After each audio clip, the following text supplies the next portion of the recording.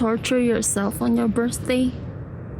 I've been checking the Mount Whitney daily lottery permit multiple times a day for months. With only a couple of days left, I was thrilled to see an opening on my birthday. I quickly booked it and started packing. Despite the late start, I hit the road to Sierra Nevada, stopping at REI for last-minute supplies.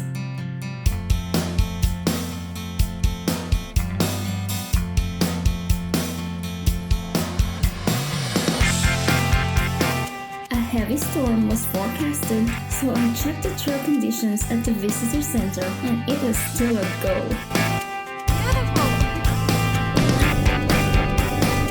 This was probably the heaviest bag I've ever carried, with layers, micro spikes, bare canisters, and more.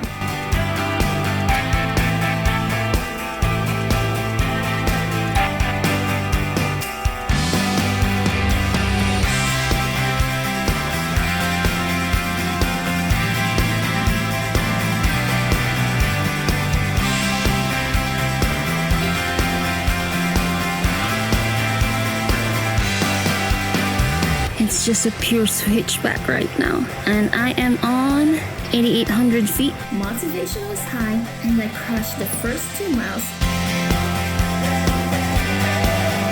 2 miles within 1 hour. Not bad.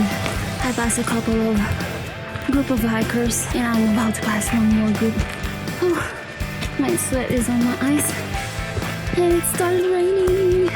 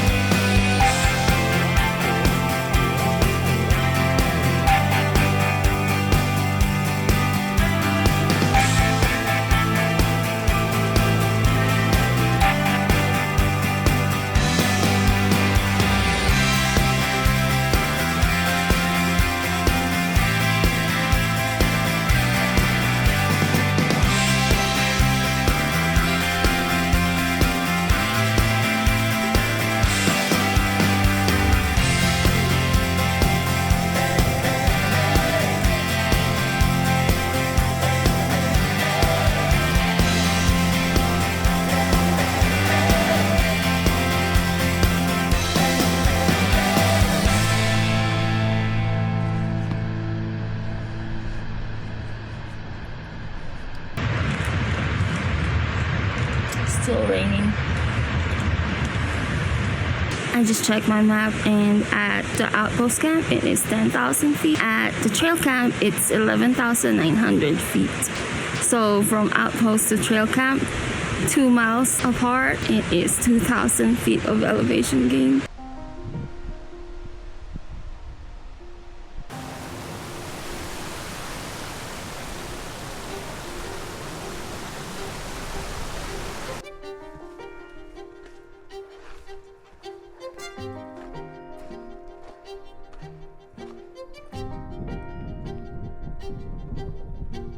Starting to rain.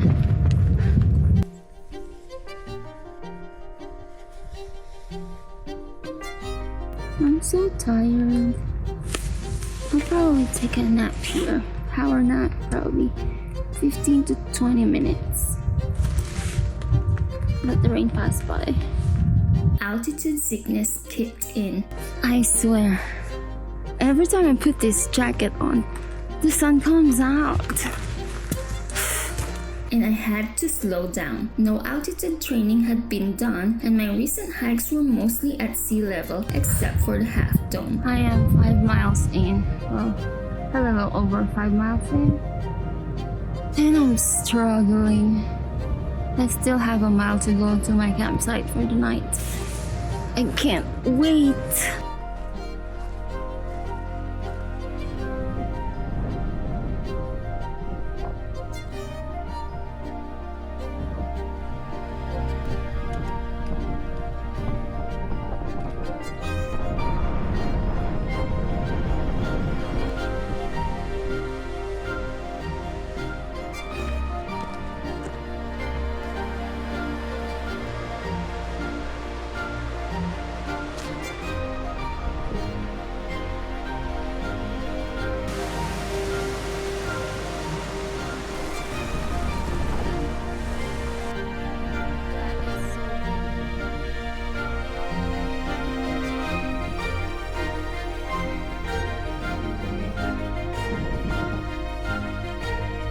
My spirits lifted as I reached the trail camp, surrounded by breathtaking views.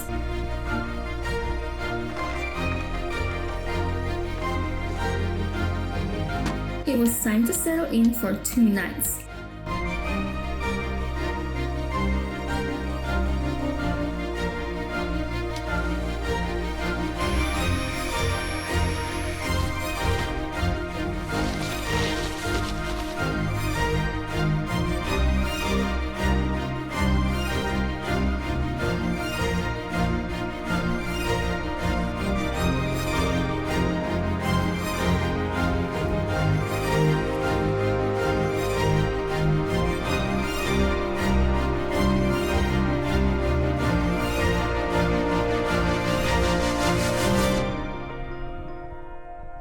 It's so cold and it's starting to rain. I'm gonna start warming this tent up.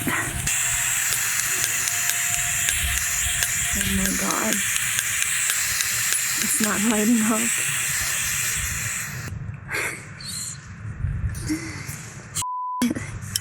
I'm not gonna have hot water. That means I cannot warm up my sleeping bag. I could still do my food. I could soak it in cold water and wait for like about half an hour and see how it goes. But the sleeping bag, oxygen. I got this in Japan when I was there. I was supposed to use it in Mount Fuji, but I failed to climb it because it's already winter. Now I want to test it if it does really work. We'll see how it goes. I'm just testing it since I already got it from a long time ago. Don't know if oxygen expires. I probably should have done this earlier before my head starts to ache. But I'll bring this up to the summit tomorrow and see if it works better.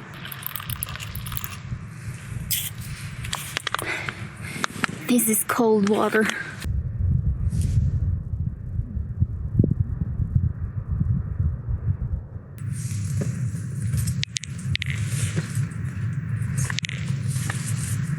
My treat for tonight.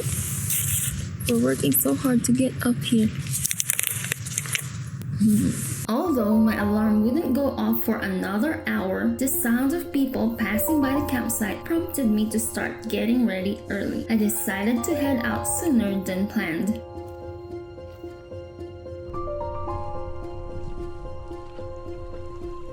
As I watched the hikers tack the infamous 99 switchbacks, their headlamps twinkling like stars, I felt a sense of admiration.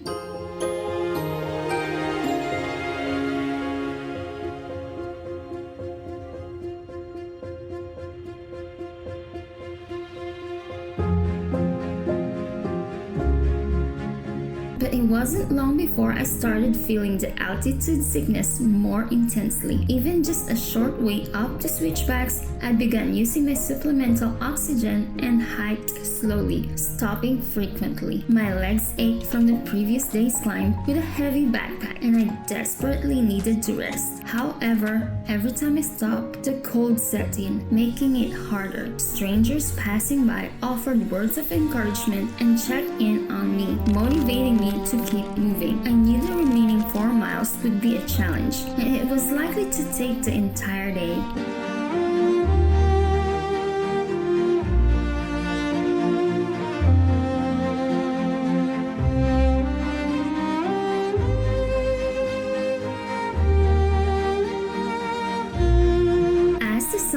Higher in the sky, its warm glow infused me with a sense of strength and determination. The majestic mountains surrounding me were a breathtaking sight, but I knew I had to pace myself and conserve energy for the final stretch.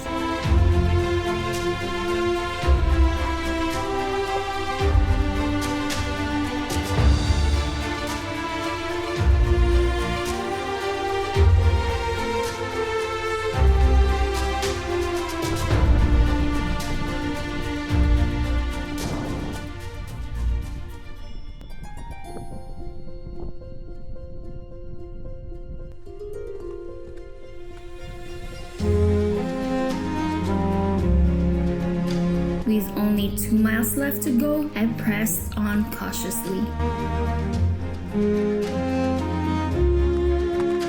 A fellow hiker from the John Muir Trail checked it on me after witnessing a close call where I almost slipped on the rocky terrain beside the cliff. I was mindful of those loose rocks and uneven ground, taking each step with care.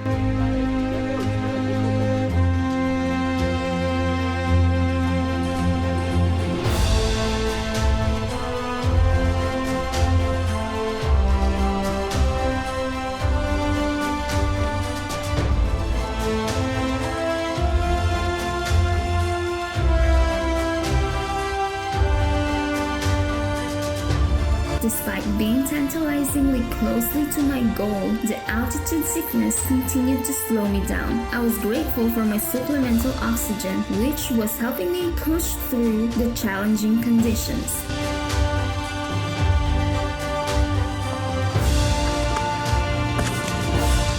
Oh my gosh, I feel so terrible.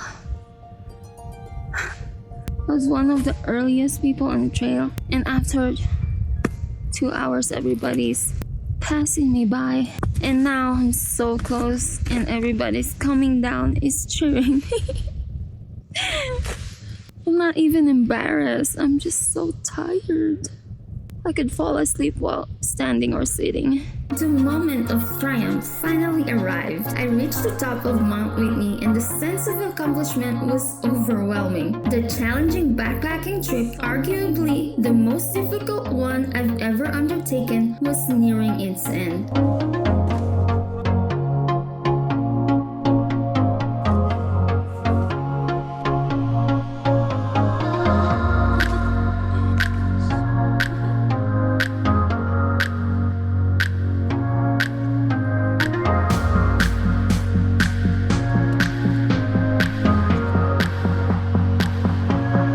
Soaked in the breathtaking views, I gazed out at the distant mountains, already planning my next adventure. After savoring the moment, I decided to take a well-deserved rest.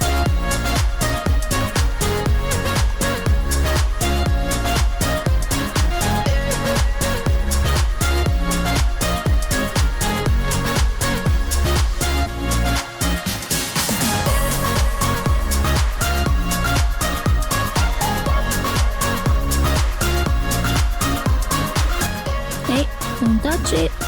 Don't touch the backpacks. It's a bear canister, you cannot open it.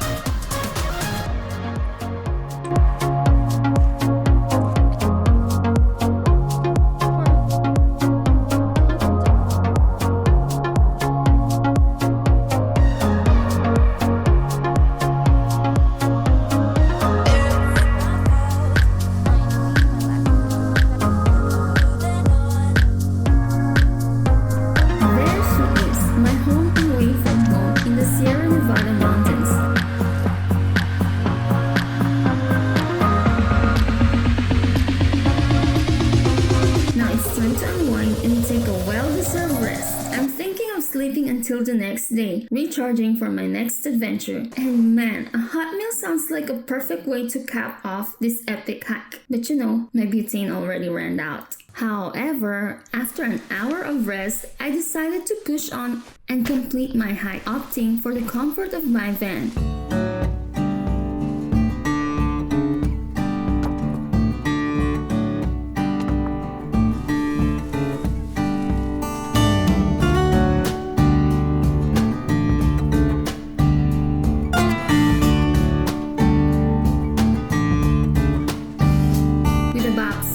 Left, I felt confident that I'd make it back to my cozy bed in no time.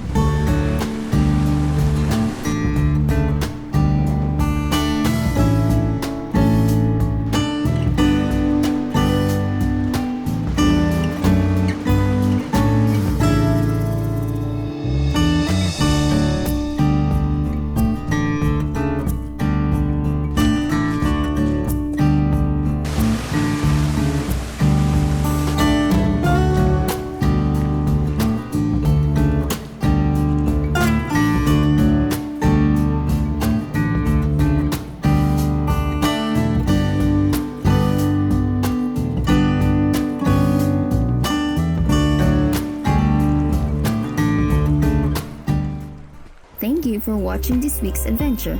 If you liked the video, please subscribe and click the bell button for notification whenever I upload new adventure videos. You can also check out my updates on my Instagram stories, sunkissed_Mary. Don't forget to like, share, and subscribe. See you on my next adventure. Happy trails! My estimate arrival time seems spot on, and I looked forward to a warm and restful night's sleep. Finally.